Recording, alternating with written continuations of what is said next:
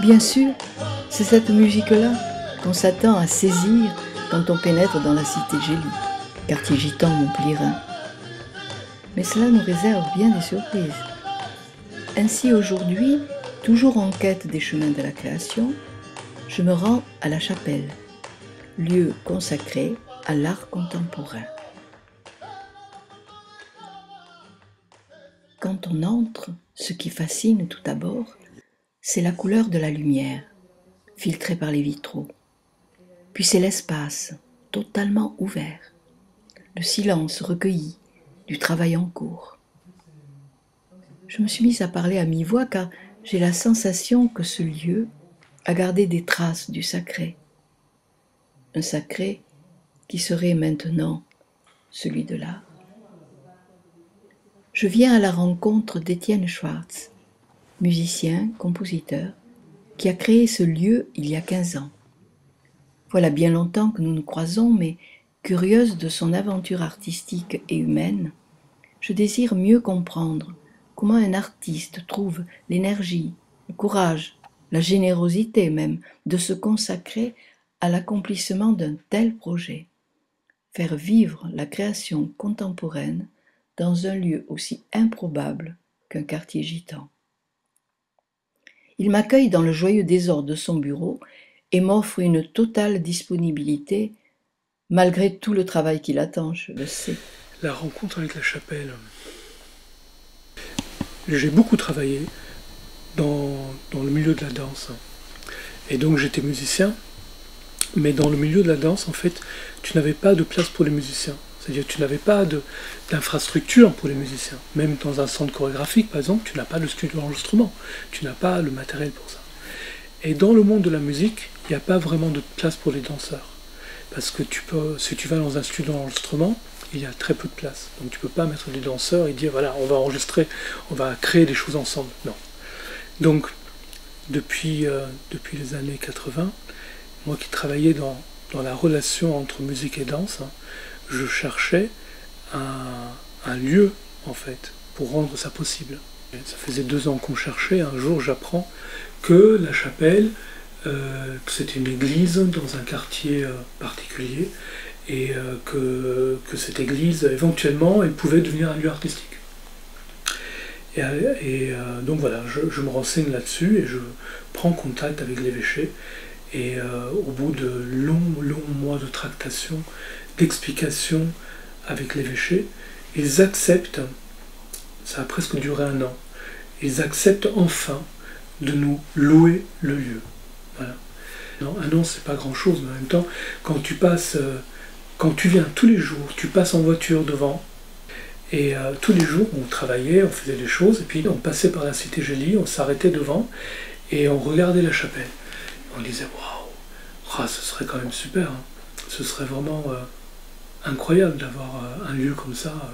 Et puis, au bout de presque 1 an, un jour, enfin, au téléphone, le gestionnaire de l'évêché nous dit, voilà, écoutez, la décision est passée au CA, ils ont accepté de vous louer le lieu. Tout à coup, tu rêves de quelque chose pendant 1 an, mais tu ne sais pas de quoi tu rêves. Et puis, le fait de rêver de ça devient une activité à plein temps, quoi. Tu vois. Et quand tu passes le cap, et tout à coup on te dit oui, on vous le loue, tu te dis mais attends, qu'est-ce qui va se passer là? Attendez, oulala, ça va trop vite là, tout à coup. Parce que ça faisait 1 an qu'on se battait pour ça, et qu'en fait on n'avait jamais vu l'intérieur. En fait, il y a eu plein de premières fois, de premières fois de rencontres avec la chapelle. La première fois, c'est de voir le lieu. La deuxième fois, c'est de passer toute une année comme ça à essayer de convaincre l'évêché. La troisième fois, c'est d'avoir la clé. Et là, c'est un moment vraiment ultime, c'est impressionnant. C'est le moment où tu arrives et tu sens que il n'y a personne dans la rue, mais tu sens qu'il y a, je ne sais pas, des centaines de regards sur toi. Et tu te demandes vraiment qu'est-ce qui va se passer au moment où tu mets la clé dans la porte pour la première fois. Et en fait, il ne se passe rien. Il ne se passe rien, mais en fait, ils ont tous vu qu'on est entré dans la chapelle. Enfin, tous. Il y a comme un téléphone qui fonctionne comme ça, de famille en famille. Et tu entres dans la chapelle, Un espace énorme qui s'ouvre à toi et dont que tu vas devoir progressivement apprivoiser, quoi. C'est un espace vide, c'est un espace qui est autre, c'est un espace qui est rempli de bancs, avec un Jésus sur la croix, avec je sais pas, c'est une église, quoi. C'est une église, une vraie église. Et tu entres là-dedans et tu te dis, mais oui, et maintenant, qu'est-ce qu'on fait, quoi? Tu vois? Voilà, il faut du temps pour arriver à apprivoiser le lieu. Il faut du temps pour arriver à apprivoiser le quartier. Il faut du temps pour s'apprivoiser soi-même aussi, déjà. Et alors, donc, à chaque fois, c'est la première rencontre avec la chapelle, c'est ça. Et après, il y a plein de premières. La première fois, la première, quand on a commencé à construire le plateau, parce qu'on s'est rendu compte qu'il y avait une triple pente, tu vois, et on ne pouvait pas mettre les danseurs et les musiciens comme ça. Il fallait faire un plateau horizontal. On s'est rendu compte très vite qu'il fallait un plateau, et c'est le premier outil de travail pour pouvoir mettre des musiciens, des danseurs, des gens sur un espace horizontal. Donc quand tu commences à poser la première traverse d'un plateau qui te semble démesuré, comment est-ce que tu arrives à faire le lien avec cet espace-là? Voilà, ça c'est une première aussi. Les premières fois que les musiciens viennent répéter, puis que la première fois qu'il y a le public, c'est plein de premières, c'est que des premières fois en fait. Mais en fait, il faut que je l'avoue quelque chose, c'est que la rencontre avec ce quartier s'est passée bien avant que j'arrive ici. Je suis arrivé à Montpellier en 81, donc il y a longtemps. En arrivant à Montpellier, en fait, je venais à Montpellier pour travailler dans la danse. Et il se fait par hasard que parmi les danseurs que je connaissais, avec qui je travaillais, il y avait un danseur dont la famille venait de ce quartier. Mais il n'était pas gitan. En tout cas, il venait des îles, je ne sais pas s'il venait de la Réunion ou des Antilles, je ne sais pas exactement. Une famille qui n'est pas gitane. Et, un des fils de cette famille, on l'appelle le gitan noir. Et en fait, j'étais accueilli dans ce quartier par cette famille. Et je ne me rendais absolument pas compte qu'on était dans un quartier spécial ou particulier ou dans une cité, quoi. Sa mère, j'arrivais, elle me disait, Étienne, tu n'as pas mangé, installe-toi, assieds-toi, tu vas manger. C'était comme une mère, en fait. J'arrivais à Montpellier, je ne connaissais pas grand monde. Et pourquoi je parle de ça? Parce qu'après, des années après, quand nous sommes venus s'installer ici à la chapelle, dans ce lieu, je suis allé voir cette maman, cette femme qui a un cœur gros comme ça, tu vois. Je suis allé la voir et je dis, Charlotte, tu sais, on a un projet de faire un lieu artistique dans la chapelle, de la culture, de l'artistique, de la musique, de la danse. Et elle m'écoute comme ça, elle me dit, ah, mais ça c'est formidable, c'est un très beau projet. Pour me dire au revoir, elle me fait quelque chose qu'elle n'avait jamais fait avant. Je n'ai pas compris sur le moment même, j'ai compris après. Elle me raccompagne en fait sur le devant de sa porte, et là, à l'extérieur, elle m'embrasse. Bien sûr, on s'embrassait pour se dire bonjour, au revoir, mais ça c'est... Mais en fait, elle le faisait devant tout le monde pour que les gens voient que je la connaissais. Après, tu comprends que ça a un lien avec les autres habitants, que ça a une valeur. Ça a une valeur. Ouais. Ça, c'est les petites anecdotes comme ça qui font la vie de ce quartier-là. Voilà. Et tout ça, tout se fait comme ça par des choses très symboliques qu'au départ tu ne comprends pas. La relation à ce quartier pendant cette année où on cherchait à entrer en contact, où on essayait de convaincre l'évêché, où on passait tous les jours. Bien sûr qu'on nous avait repérés. Imagine, une voiture que personne ne connaît, qui s'arrête, 2 mecs qui descendent, qui regardent la chapelle. Bien sûr, tout le monde nous a remarqué, il n'y avait personne dans la rue, mais... Voilà. Et donc, progressivement, comme ça, un jour, une personne t'attend. Enfin, tu ne te rends pas compte qu'elle t'attend. Mais une personne, comme ça, est assise sur le banc, ou arrive, au moment où tu arrives, la personne arrive. Ah, bonjour, et qui vous êtes? Ah ben nous... Et qu'est-ce que vous faites là? Pourquoi vous regardez la chapelle? Et qu'est-ce que vous faites? Et voilà. Et c'est comme ça que le lien, en fait, se crée progressivement. Et au début c'est très difficile. C'est très difficile parce que tu arrives c'est comme dans un petit village fermé. Tu arrives comme étranger. D'ailleurs, on m'appelle l'étranger. On me surnomme le paillou. Le paillou, c'est l'étranger. Alors, ça peut avoir une connotation parfois un peu péjorative. Je pense que dans mon cas, ce n'est plus vraiment péjoratif. Je pense que il y a une notion de... C'est le paillou de la chapelle. Je pense qu'il y a une notion de respect aussi qui entre. Le paillou de la chapelle, ça appartient à ce territoire, ça leur appartient quelque part. Parce que la chapelle leur appartient, parce que c'est leur territoire. Et toute la relation se fait comme ça, lentement, très très lentement. Parfois je me disais, bon, si ça avait été un projet institutionnel, par exemple, tu vois, financé, avec des vrais financements, on aurait eu de l'argent pour tout de suite repeindre le plafond, ou j'en sais rien, tu vois. Mais il y a une chose que ça n'aurait pas changé, c'est la relation au quartier. Sur les 15 ans, on aurait peut-être gagné 3 mois, tu vois, peut-être. On n'aurait pas gagné du temps. On aurait gagné peut-être de la fatigue, on aurait peut-être gagné de l'usure, on aurait peut-être gagné, voilà, parce que c'est aussi un travail, un combat permanent, pas contre les autres spécialement, mais contre soi-même aussi, et contre une inertie du contexte, une incompréhension de qu'est-ce qu'on vient faire dans un quartier comme celui-là. Les gitans posent la question, mais les non-gitans posent la même question, et ils n'y croient pas. Ils n'y croient pas.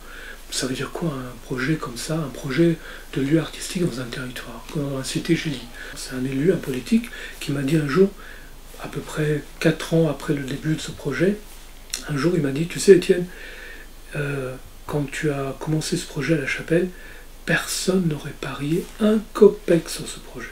Voilà. C'est un projet qui se façonne avec sa propre évolution aussi en tant qu'artiste.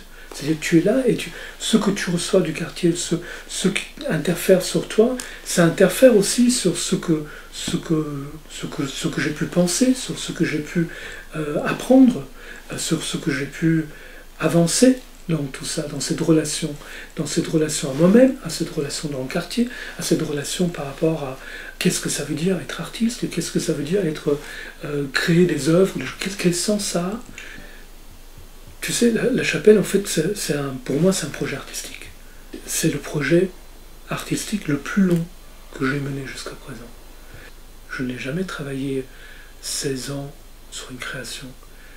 Une création, bien sûr, il y a une lente maturation des choses en soi, qui fait qu'en tant qu'artiste, tu poses un acte créatif qui se nourrit de toutes ces années de travail, de recherche, de questionnement et tout ça, bien sûr. Parfois, les créations maturent pendant 1 an, 1 an et demi, mais souvent, une fois que tu commences à les démarrer, tu travailles pendant 3 mois. C'est les 3 mois de création, et puis après, c'est terminé, tu fais la première et tu t'en vas. C'est en espérant que la création va tourner. Mais ici, c'est une création permanente qui dure pendant des années, qui se re-questionne, qui doit être en permanence remise sur l'établi. C'est une matière vivante. Comment les gitans rencontrent l'art contemporain? Ça, c'est une vraie question. La première étape, en fait, dans notre relation, ça a été le fait d'être accepté. D'être accepté, accepter qu'on existe, simplement. Accepter que la chapelle existe. Et encore aujourd'hui, 15 ans après, pour moi, c'est une évidence. Nous sommes dans un territoire gitan. Si les gitans ne voulaient pas qu'on existe, 15 jours après, on est fermé. C'est évident pour moi. C'est-à-dire, le fait simplement d'exister ici, en tant qu'entité non gitane, c'est déjà un projet ou une réussite en soi. Alors, comment est-ce que le gitan comment est-ce qu'ils vivent, comment est-ce qu'on considère ce qui se passe à l'intérieur. Alors, d'abord, il y a une volonté vraiment que la chapelle soit un lieu artistique contemporain. C'est-à-dire qu'on soit un lieu de création. Bien sûr, on a des racines. On a des racines qui plongent dans les cultures nomades, en référence aussi avec la culture gitane, avec le flamenco. Pas seulement. Parce que toujours l'idée, c'est de ne pas fermer, d'ouvrir. C'est la rencontre vers l'autre. Donc, dès le départ, on a en même temps essayé de travailler sur une réflexion sur les cultures gitanes, avec eux. Pas pour eux, avec eux. Donc ça a vraiment un autre sens. Et puis de l'autre côté, aussi, qu'ils acceptent qu'on soit dans une culture différente, dans des questionnements différents, qu'ils acceptent que ça existe, simplement. C'est la culture, la création contemporaine.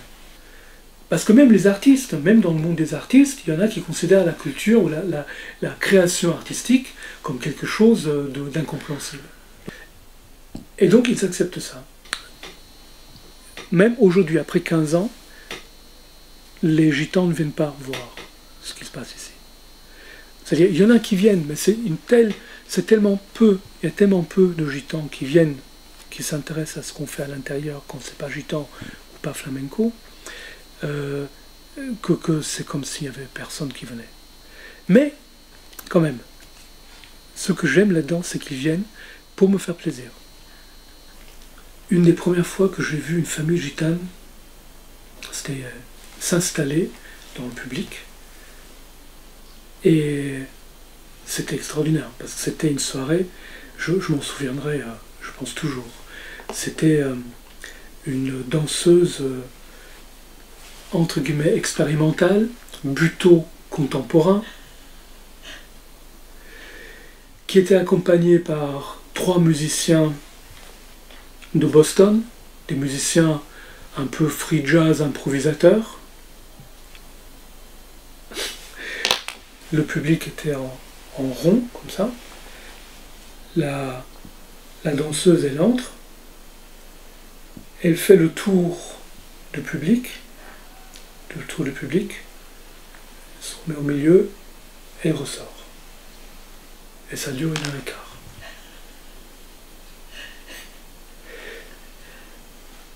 En même temps que cette action-là se passe, son costume,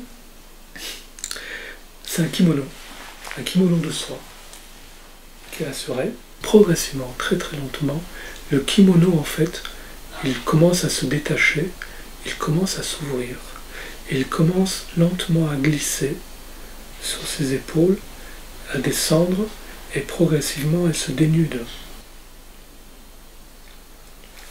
Moi, j'étais assis au premier rang, avec une petite caméra, je filmais ça, et j'avais la famille gitane, c'était le grand-père, la grand-mère et la petite fille, qui étaient assis juste derrière moi. Je les ai vus arriver au début, juste avant le spectacle. « Ah, salut Jojo, Lily, je suis content de vous voir. Ah, c'est chouette que vous soyez venus. » Puis je m'assieds et je commence à filmer, et je vois passer le temps, et je dis « Oh, 3 minutes. » Ils sont toujours là. 5 minutes. 7 minutes. 10 minutes. Et je découvre en même temps le spectacle. C'est-à-dire que je découvre en même temps que progressivement, le kimono flotte comme ça, il commence à tomber. Hein. Et ils sont là. Et puis à un moment donné, le kimono, il atteint les hanches. Et là, ils se lèvent et ils s'en vont. Et alors, le lendemain, je vois Jojo et je lui dis alors, hier soir, c'est bien, c'est chouette que tu sois venu. Il me dit ouais, c'était bien, c'était fort. Hein. Je n'ai pas compris, mais c'était fort. C'était fort. Alors je lui dis mais pourquoi t'es parti? Il me dit mais je ne pouvais pas. Tu comprends, si j'étais seul, ça va. Mais ma petite, elle ne pouvait pas voir comme ça une femme nue sur scène, c'est pas possible. Et moi, devant ma femme. Donc voilà. Ça a été la première fois qu'un gitan est vraiment venu pour me faire plaisir, mais qu'il est vraiment venu. Et qu'après, de temps en temps, il est revenu. Ça ne veut pas dire qu'il est habitué à revenir, mais certains viennent, reviennent, et te disent « je comprends pas ce qui se passe, mais c'est fort », ou bien « je n'ai pas compris, mais il n'y avait rien ». En fait, c'est pas important d'aimer ou pas aimer. Ce qui est important, c'est d'accepter que ça existe et pouvoir en parler après. Pouvoir échanger simplement sur le fait « ça m'a touché, ça m'a pas touché ». Ne fût-ce que ça. Mais cette relation première de partager quelque chose intuitivement, de partager quelque chose par notre sensibilité, par notre cœur. C'est important le cœur pour les gitans, c'est important pour tout le monde, mais on n'en parle jamais. Eux, ils en parlent. Eux, ils disent, c'est le cœur. C'est le cœur qui t'apporte. Je pense qu'un des plus beaux compliments que j'ai reçus, c'est un jour j'étais en répétition, une des rares fois où je faisais quelque chose, moi, de mon travail dans la chapelle, et je suis en répétition, je suis en train de jouer avec un instrument chinois relié à des ordinateurs, des machins. Et la sœur de Tonino. Tonino, c'est le guitariste soliste des Gypsy Kings. Sa sœur, elle entre dans la salle et elle me regarde. Et je ne la vois pas, je ne faisais pas attention. Mais je joue, je travaille, je répète, je regarde en même temps la partie sur l'ordinateur. Tout à coup, je la vois. Et elle me dit, tu sais, c'est incroyable, je ne comprends pas ce que tu fais, mais quand tu joues vraiment. C'est comme Tonino. Je ne comprends pas ce que tu fais, mais c'est fort. C'est des moments comme ça qui restent dans la mémoire, quoi. Dans l'histoire de la chapelle, on a travaillé sur un projet qui s'appelle les Gangas Gitanes. Il y a 12 ans maintenant, on a inventé, entre guillemets, ce concept, on l'a partagé avec certaines personnes de la communauté gitane, et on a commencé à monter ce concept ensemble, qui était porté en même temps par la chapelle, et en même temps en lien avec l'association des femmes gitanes. Et pendant 10 ans, au début, c'est comme un projet que tu mets en scène, c'est-à-dire c'est un projet qui se passe toutes les semaines. Déjà, la notion de temps avec la communauté gitane, c'est assez exceptionnel. Au début, il fallait tirer chaque semaine pour qu'on imagine que la semaine suivante, il y avait de nouveau une ganga gitane. Tu vois, au début, il y avait 10 personnes, 15 personnes. Progressivement, c'est monté. Donc ça a été un lent travail comme ça pendant 10 ans pour arriver à faire de ce projet un vrai projet qui marche. Et les 2 dernières années de ces 10 ans, ça a été un travail pour rendre autonome. Et depuis 2 ans maintenant, ce projet est autonome. Il est porté plus que par l'association des femmes gitanes. Ça, c'est un projet qui marche, aujourd'hui qui marche. Mais quand j'ai commencé à lâcher prise, j'ai commencé à réfléchir, on a besoin de faire d'autres choses, de créer d'autres choses. Créer les choses, c'est très bien. Une fois que c'est créé, ça m'intéresse déjà moins. Ça fait 2 ans que je réfléchis sur un autre concept que j'appelle aujourd'hui Soy. Les Gangas Gitanes, c'est de mi-juin à mi-septembre, ça se passe normalement à l'extérieur, c'est en été, c'est le moment du beau temps. Et à partir de fin septembre jusqu'en fin mai, il y a un autre projet qu'on commence à installer maintenant, qui s'appelle Soy, qui est basé, autant Ganga Gitane est basé beaucoup sur la convivialité, sur le partage d'un repas convivial où tout le monde mange avec une sorte d'animation musicale, autant le projet Soy est basé vraiment sur la rencontre avec la culture, les racines nomades, pas uniquement gitanes.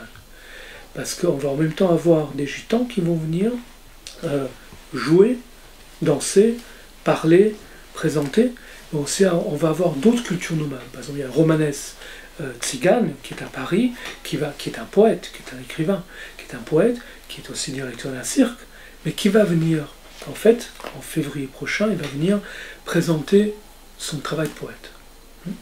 On va avoir, pareil, Rodrigo Garcia, qui est le nouveau directeur du CDN, qui va venir en décembre, là, faire une création dans le cadre de Soy, faire un travail en lien avec ça. Ce projet Soy, progressivement, on est en train de le bâtir.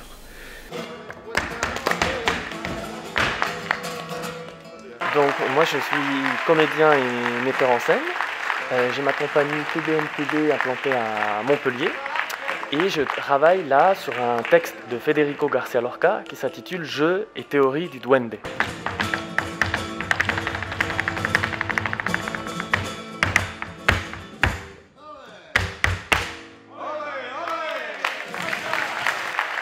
Dans enfant, j'ai beaucoup voyagé vers les sociétés non occidentales, donc chez les aborigènes en Australie, chez les Navajos aux États-Unis, chez les Tibétains dans le nord de l'Inde. Et quand je suis revenu en France, j'ai retrouvé chez les Gitans un peu le monde de mon enfance, c'est-à-dire le chaos, l'imprévu, où l'art et la vie sont inextricablement liés. Pour tout homme, tout artiste, qu'il s'appelle Nietzsche ou Cézanne, chaque échelle qui monte à la tour de sa perfection a pour prix le combat qu'il entretient avec son doigté.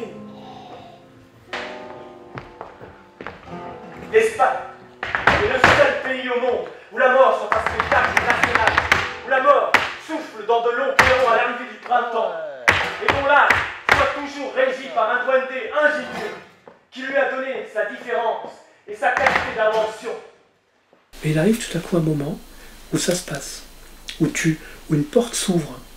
Je sentais confusément depuis des années qu'il y avait un fil dans la relation avec les musiciens, avec les artistes gitans. Il y avait un fil qui restait fermé au public, qui restait entre nous, auquel parfois je participais, mais parce que je faisais partie du groupe, parce que j'étais là. Et il y a eu une soirée Soy, la dernière soirée Soy, où tout à coup, je ne sais pas pourquoi, ça s'est passé. Ce sur lequel je tirais depuis 2 ans, tout à coup a lâché. Et c'est comme une fleur, comme ça, et c'est ouverte. Alors après, le chemin est encore long, le chemin il ouvre, mais il y a une ouverture vers d'autres possibles.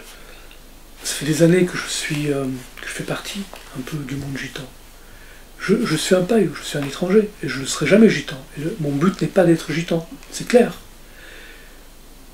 Mais en même temps, le fait de m'accepter fait que j'entre dans une compréhension des codes, des habitudes, des pensées, celles dont ils ne parlent pas au grand public, celles dont ils ne parlent pas à l'extérieur, mais qui existent entre eux. Et il y a une particularité, ce qui est la culture gitane, les musiciens gitans, les vrais musiciens. Il y a ceux qu'ils font quand ils sont entre eux, ceux qu'ils jouent quand ils sont entre eux, et puis il y a ceux qu'ils font, ceux qu'ils jouent, parce qu'ils pensent que ça va plaire, que c'est ça que les non-gitans attendent d'eux. Et au moment où ils vont le faire très bien. Ils vont le faire avec cœur, comme ils disent. Ils vont donner à fond. Mais ils savent que ce n'est pas ce qui les fait vibrer vraiment. C'est-à-dire c'est quelque chose, c'est du convenu. C'est comme nous, si on dit du culturellement correct, ou du politiquement correct. Là, c'est du gitan correct. Hein, ce qu'on attend d'eux. Et même moi, c'est pas ça qui m'intéresse. Moi, ce qui m'intéresse, c'est d'arriver à partager avec eux et de rendre visible ce qui est à l'intérieur. Ce qui est à l'intérieur d'eux, pas ce qui est en façade, pas ce qu'on met comme ça pour faire joli. Un jour, je suis à l'intérieur de la chapelle, et j'entends tout à coup une voix à l'extérieur, mais il se passe quelque chose. Et je sors, c'est un chant, tout seul, comme ça. Je sors, il y a Cha. Cha, c'est un homme que j'aime beaucoup. C'est un homme de la communauté gitane, c'est le fils de Manitas, qui est une personne très détruite. On pourrait presque pas penser que c'est un SDF, mais il est là, il vit là.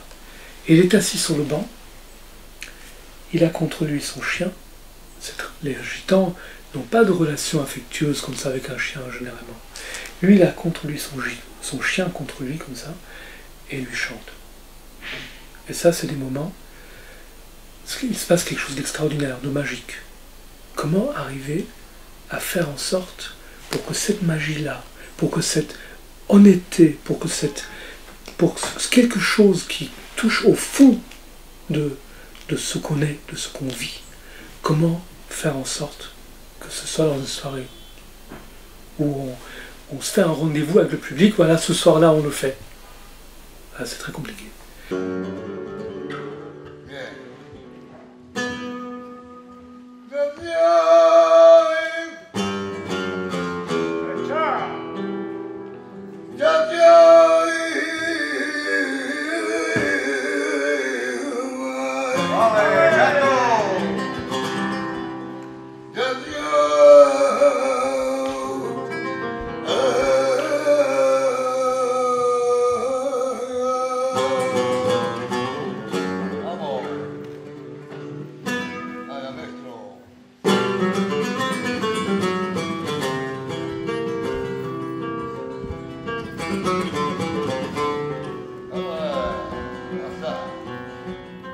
Quand on travaille avec des acteurs, par exemple, ou avec des danseurs, on travaille en permanence sur ça, sur le fait de rendre vivant et rendre vrai le moment où on sera sur scène. Mais eux, ce ne sont pas des acteurs. Il y a eu un moment extraordinaire comme ça, le dernier seuil, où ça s'est passé. Où tout à coup, par les circonstances qu'on peut analyser, qu'on peut réfléchir, mais tout à coup, quelque chose a fait que ça s'est dénudé et c'est passé ça, en présence du public. Et ça fait des années que je cherche à tirer ça. Et en fait, la chapelle, c'est ça. C'est un écrin qui m'a permis, depuis 15 ans maintenant, à essayer de suivre des chemins comme ça, à essayer de tirer les choses pour rendre les choses possibles, pour faire rencontrer des artistes, des publics, sans le dire de ce qu'on va faire, que c'est ça l'important. Mais essayer d'arriver à partager ça, à le rendre vivant. Bien sûr, c'est vrai que tous les exemples dont j'ai parlé avec la communauté gitane, paraissent un peu idylliques comme ça. Mais en fait, il y a toujours deux facettes à une médaille. Autant c'est idyllique d'un côté, autant ça peut être violent et destructeur de l'autre. C'est un territoire. C'est un territoire, et le mot territoire n'est pas anodin. C'est un monde fait aussi de violence, beaucoup de violence, que ce soit entre eux, que ce soit vers l'extérieur. Et au début de l'existence de la chapelle, les premières années, c'est cette violence-là qu'on sentait en permanence et qui se transformait, comment dire, en combat permanent aussi par rapport aux jeunes qui étaient là, qui attaquent, mais quand je dis attaque, ça veut dire qu'il se lance contre la porte fermée, qu'il attaque et qui essaye d'entrer, qui prend possession de ce territoire qui est la chapelle. Et c'est un combat rude. Certaines personnes qui ont travaillé à la chapelle n'ont pas tenu le coup, qui au bout de 2 mois disent oh, attends, ça suffit quoi, je m'en vais là, c'est gentil, hein, c'est super le boulot qu'on fait, mais à côté de ça, mais dans quoi on vit quoi, dans quoi on est? Non, donc il y a des gens qui ne tiennent pas le coup, c'est sûr. C'est un territoire qui est dur. Il a fallu au début se battre contre pour marquer les limites d'un territoire, les limites de chez toi, de chez moi. Dire à un gamin de 10 ans, non, attends, là tu vois la porte là cette ligne là, ce seuil, tu vois, cette ligne là, ici c'est chez moi. Je ne vais pas venir chez toi, tu appelles la porte, tu ouvres la porte et clac, je l'enfonce. Qu'est-ce que tu dirais si je fais ça? C'est poser le respect de l'autre. Cette notion de territoire, de combat, voilà. Les premières années, c'était ça. Aujourd'hui, on peut laisser la porte ouverte. Aujourd'hui, il y a des gamins qui entrent. Aujourd'hui, qui entrent et qui sont parfois les bienvenus, parfois pas les bienvenus. Ça dépend de ce qui se passe à l'intérieur. Mais en même temps, il y a une notion de respect. On devient un lieu qui est accepté dans ce territoire-là. Autant on vit des scènes fabuleuses, des instants fabuleux comme ça, autant parfois les scènes sont complètement délirantes, on a l'impression d'être en plein Far West, hein, avec des gens qui tirent en l'air, avec grodure de voiture, mais d'une violence, mais en même temps un contrôle permanent des choses. C'est très très violent ce qui se passe autour. Et en même temps, il te préserve parce que tu n'as rien à voir avec cette histoire-là. Il respecte ce que tu es. Il y a quelques années, j'ai commencé à organiser des concerts avec des stars de la culture gitane, des stars de flamenco. Un Duquende, Montse Cortés, Diego Amador. Dans quelques temps, bientôt là, on a Juan Carmona. Ce sont des gens qui d'habitude jouent devant 3000, 5000 personnes. Et tout à coup, ils viennent s'encanailler comme ça à la chapelle, ils jouent devant 300 personnes. Dans une proximité. Premier concert comme ça que j'avais organisé, l'invité était Duquende. Alors aujourd'hui, dans la communauté gitane, les artistes gitans, ils connaissent la chapelle, ils savent qu'on existe, ils savent qu'on est là, ils savent le lieu particulier qu'on est. Et ils ont envie de venir ici. Il y a quelques années, quand on a commencé avec Duquende, Duquende avait peur de venir ici. Il ne voulait pas venir ici au départ. Il avait peur, il est venu la première fois avec plein de conditions. Il ne fallait pas qu'on sache quand il va arriver. Il ne fallait pas qu'on sache, que les gens sachent à quel hôtel il est. Il fallait qu'il y ait une voiture qui l'attende à la fin du concert, qu'il puisse sortir tout de suite et partir. Il fallait que... Voilà, ainsi de suite. Aujourd'hui, non. Aujourd'hui, ça fait partie du jeu. Et ça fait partie de cette ambiance aussi particulière qu'il peut y avoir quand il y a un concert gitan ici, et que cette énergie passe du public à la scène, et que le public relance l'artiste. Allez, allez, allez, allez, allez. Ils sont avec lui, et chaque phrase il va pousser plus loin, il va donner un peu plus de lui. Ah, allez, allez. Ils sont avec. Et ça, c'est... Je ne connais pas d'autres lieux où ça se vit comme ça, dans cette proximité-là. Et où le spectateur non gitan est pris dans cette énergie-là. Manitas, il est décédé la semaine dernière. Il a été enterré samedi dernier. Et samedi prochain, on a un gros concert prévu. Juan Carmona. Et le deuil, c'est quelque chose de très important pour la communauté gitane. Le respect du deuil. Tout à l'heure, par exemple, j'ai vu Cha, qui est le fils de Manitas. Et Cha, je lui ai dit, écoute, Cha, tu sais, ce samedi, on a un concert. Et en fait, je voudrais dédier ce concert à Manitas. Parce que, au-delà d'être effectivement un frère ou un père, c'est quelqu'un qui a donné quelque chose à la communauté gitane, à la culture gitane, qui a donné une sorte de levier vers l'extérieur, de reconnaissance vers l'extérieur, qui est indéniable. Et je dis, j'aimerais que tu viennes. Je sais que tu as de la douleur, c'est normal, bien sûr. Mais je voudrais dédier ce concert à Manitas, parce que Juan Carmona, aujourd'hui, c'est un très grand guitariste. Et Manitas, c'était un très grand guitariste. Et aujourd'hui, Carmona, ce qu'il arrive à faire aujourd'hui, c'est aussi parce que Manitas était là avant. C'est une sorte de continuité, de transmission, de flambeau, de reconnaissance, mais aussi d'évolution et de travail sur un artistique qui se perpétue. Et Cha m'a dit, tu sais, j'essaierai de venir, mais si je ne suis pas là, si quelqu'un te dit quelque chose, dis-lui que je suis d'accord. Dis-lui que tu as ma permission de le faire. Je n'ai jamais vu un théâtre annuler un concert parce que sur la place en face, il y avait quelqu'un qui est en deuil. Eh bien nous, on est dans cette réalité-là, parce qu'on est avec, parce qu'on fait partie d'eux. C'est inconcevable pour moi d'imaginer que la chapelle puisse faire le concert sans tenir compte de la réalité de ce qui se vit au quotidien ici. Nous essayons d'être un lieu de vie aussi par le fait d'être en lien permanent avec l'autre. C'est le soir du concert du grand guitariste de flamenco contemporain, Juan Carmona. Il vient d'obtenir le prix de l'Académie Charles Cros. Étienne, l'hôte de la chapelle, accueille son public. Atmosphère.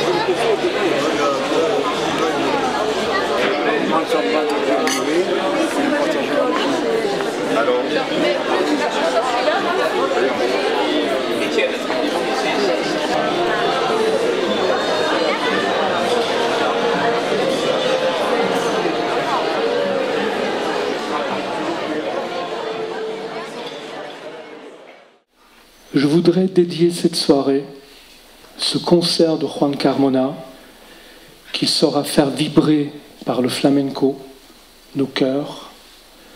Je voudrais dédier cette soirée à Manitas, les mains d'argent, qui nous a quittés il y a 10 jours à peine, et dont les membres de la famille sont nos voisins, nos frères et nos amis. J'ai une pensée très particulière pour Cha. Cha le poète, Cha le fils de Manitas, un ami qui m'est très cher et qui est parmi nous ce soir.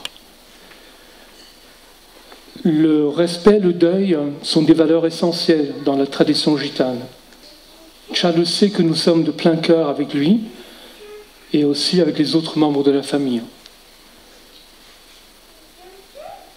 Celui qui, vivant, ne vient pas à bout de la vie, a besoin d'une main pour écarter un peu le désespoir que lui cause son destin. Kafka. Juan Carmona.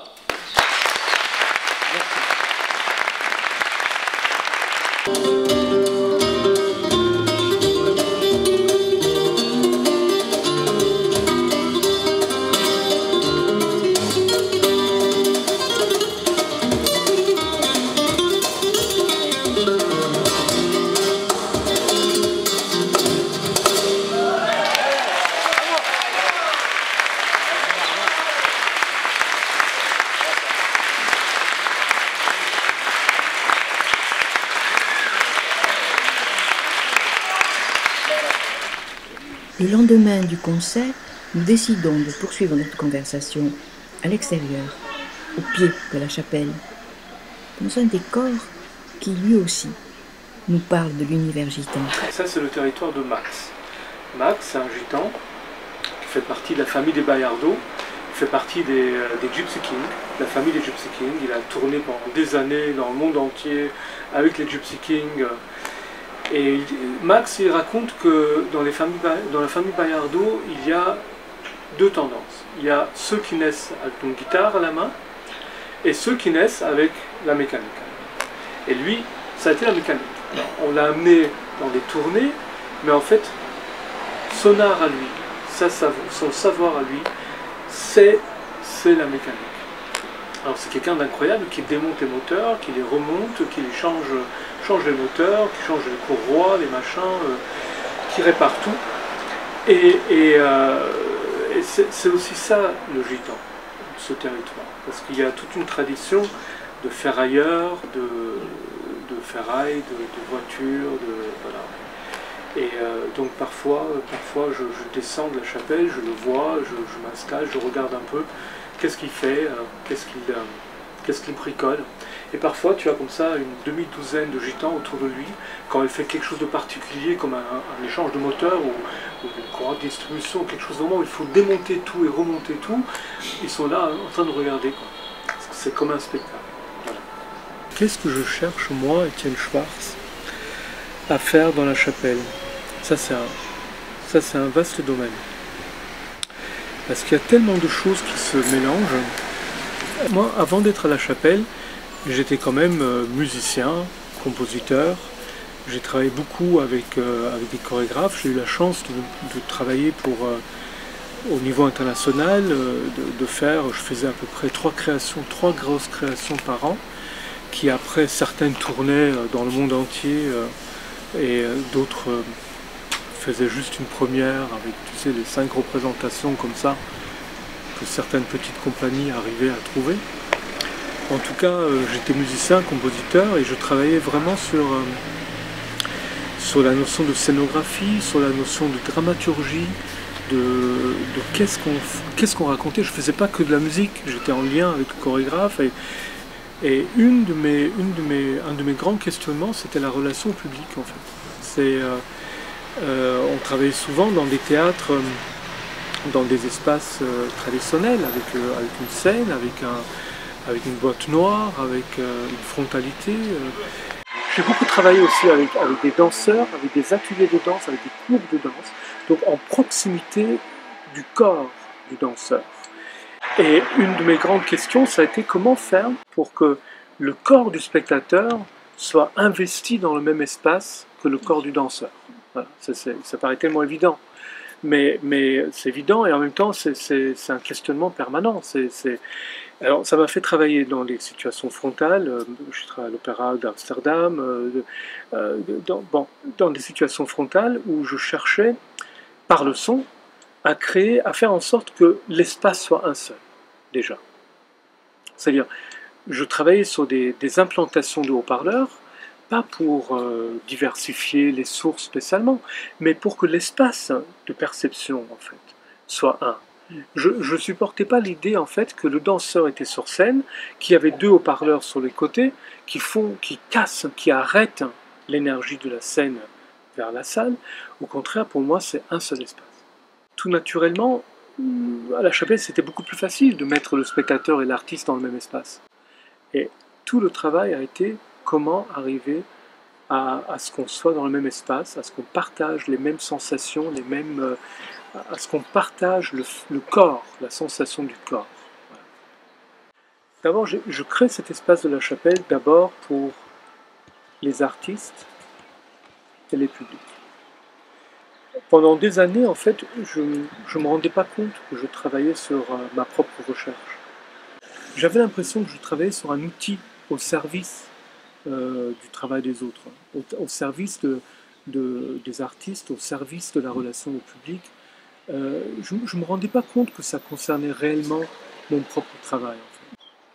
Le fait de m'en rendre compte me permet d'être plus intransigeant dans la volonté de faire ça, en fait.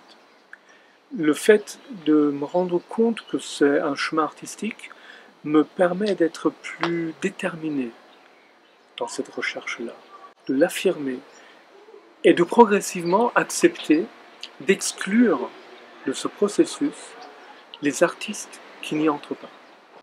Les artistes, comment ça se passe avec les artistes? Alors, ça c'est complexe comme question parce que les artistes, souvent, ils viennent me dire « Ah oui, c'est super de travailler dans une non-frontalité. » Mais en même temps, il faut quand même dire que la Chapelle, c'est un des rares lieux où on peut travailler sur cette non-frontalité.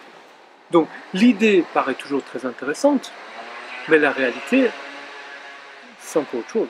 C'est quand l'artiste arrive ici et qu'il essaye, même sans s'en rendre compte, de reconstruire une boîte noire, de se remettre, de se rassurer en mettant une frontalité, c'est là qu'il faut arriver à l'accompagner, à être assez fort, assez déterminé pour lui dire « Non, non, attends, on a parlé d'autre chose, il faut y aller, il faut aller dans ce chemin-là. » C'est comme quand je travaille sur une création de musique et que je cherche un artiste pour participer à cette œuvre, je vais choisir l'artiste en fonction de ce que je pense qu'il peut vivre dans ce que je lui demande.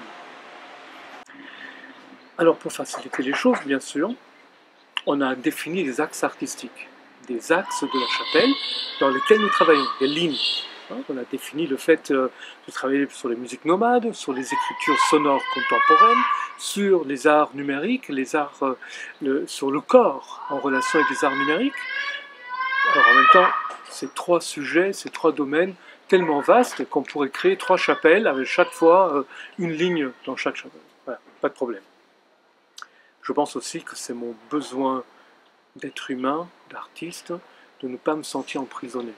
La chapelle, c'est pareil, les axes artistiques, les lignes artistiques, c'est ok, on les définit, mais en même temps, il faut qu'ils soient larges. Parce que le cœur de l'être humain, il n'est pas enfermé.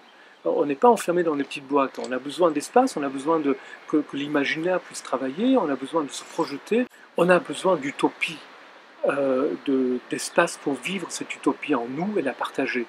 L'utopie, pour moi, c'est pas un grand mot, c'est pas un gros mot, c'est une réalité qu'on vit au quotidien.